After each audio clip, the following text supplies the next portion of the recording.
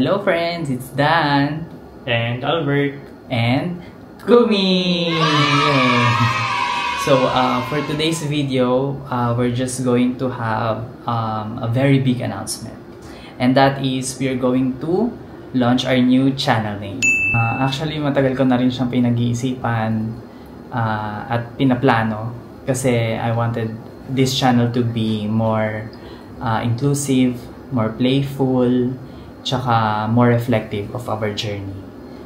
Whether it's about everyday life, or travel, ganyan, or just sharing life in general. And now that our little family is growing, we felt that this is the best time for a change. So without further ado, welcome to our new channel name, The Bibe Diaries!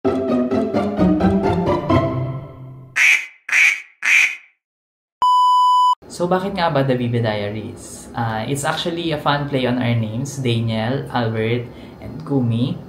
Yung mga first letters ng names namin, D-A-K, which makes it sound like duck. In Tagalog, Bibe. Bibe.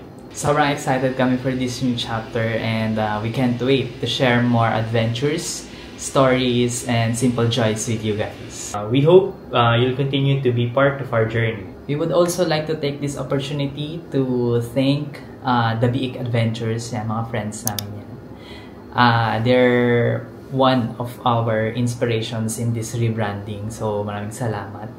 If you guys aren't following them, you should, kasi masasaya din yung mga vlogs nila.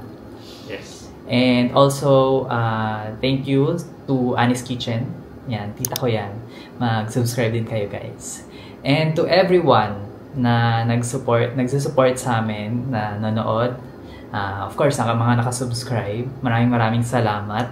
Expect that we would create more fun contents for you guys. So, ayun. Bye-bye na ako. Bye guys! Nakadress pa siya. Bye-bye! Bye-bye mga Bibe loves!